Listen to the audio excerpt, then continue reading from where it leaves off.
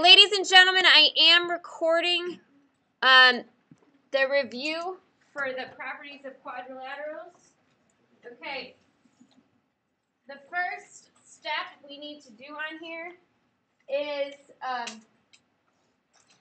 create our shape by plotting the points. Okay, in this case, I'm going to use this whole thing as the y, this whole thing is the x. You do not have to do it this way. You can have the little one if you want. It does help. I think it's easier to see if I do it with the whole thing, though, too. So I'm getting these points from right here. I'm going to go over 1 up 2. That's E. I'm going to go over 1 up 7. So that's 2, 3, 4, 5, 6, 7. That's F. G is over 11 up 7. So that's 1, 2, 3, 4, 5, 6, 7, 8, 9, 10. Oh, I counted too far. Hold on. 1, 2, 3, 4, 5, 6, 7, 8, 9, 10, 11. No, I did it right. There's a pop-up on your computer. Can you hit OK? Someone. Kyle. You have to click it on the computer. It's because it's not a touch screen. Thank you. Okay. Leave Kyle, poor Kyle alone. All right. So that's G. And then H is over 11 up 2. Okay. So right here, shh. Remember, it's recording everything you're saying. All right. This is our shape. All right. So the first thing we have to do is name the sides and the lengths of their sides. This one should be way easier than your homework was. We're going from F to G, G to H, F to, wow, I did this weird. F to E, G, G to H to E, E to F. Okay. E to F, I'm going up 1, 2, 3, 4, 5. So E to F is 5. H to E is 1, 2, 3, 4, 5, 6, 7, 8, 9, 10. Okay. F to G is 1, 2, 3, 4, 5, 6, 7, 8, 9, 10.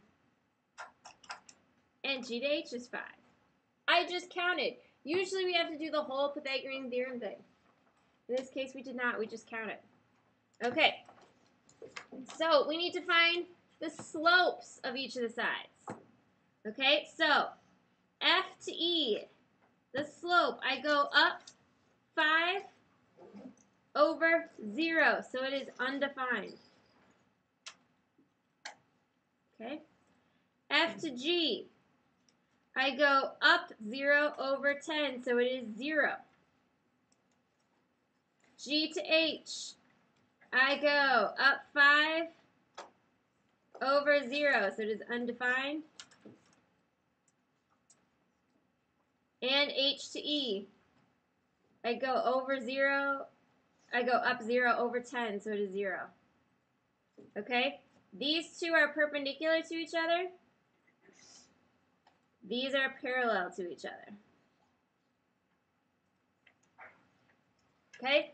So right at the side, I'm going to say opposite sides congruent for B. Opposite sides parallel. Consecutive sides perpendicular.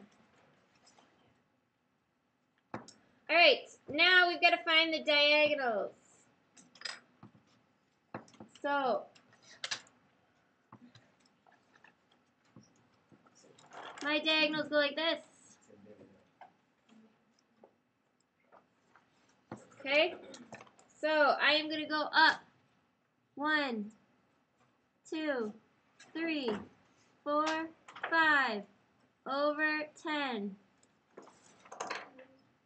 Okay, so I need to find the length of E to G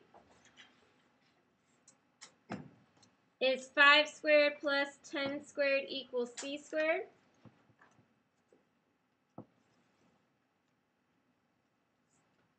So I get 125 equals C squared. I'm going to take the square root.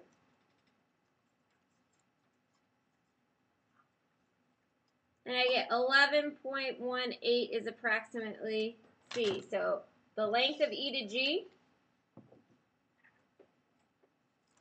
is approximately 11.18.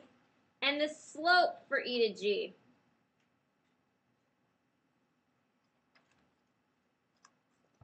is I went up 5 over 10. That is 1/2. Okay, now we're going to do FH's length and FH's slope. Okay.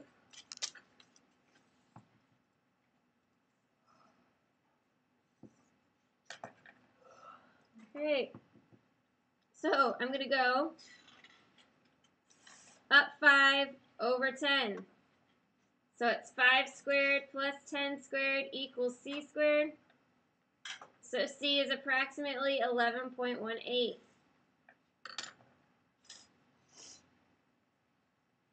Okay. The difference is I'm going down 5. Right? So F to H is down 5 over 10, which gives me negative 1/2. That does not mean they're perpendicular. Okay? So diagonals are congruent. To be perpendicular, one of them would have to be 2 over 1. Okay? Oh, I did both E and D for here. This should go there. All right, midpoints. Midpoints is where I use numbers. So E to G, I'm going to add the x's, divide by 2, add the y's, divide by 2. So E's x value is 1. G's x value is 11. E's y value is 2. G's y value is 7. 11 plus 1 is 12, divided by 2 is 6. 7, 8, 9, divided by 2 is 4.5. Okay, now we've got to do F to H. So I'm going to add the x's, divide by 2, add the y's, divide by 2. F's x is 1, H's x is 11. G's x, F's y is 7, H's y is 2. So I get 6, 4.5. So midpoints are congruent, so diagonals bisect. All right, so this shape is a rectangle, good. Because opposite sides are congruent, opposite sides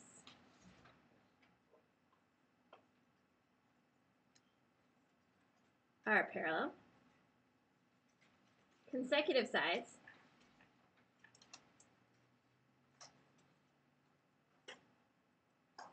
are perpendicular, diagonals are congruent, and bisect.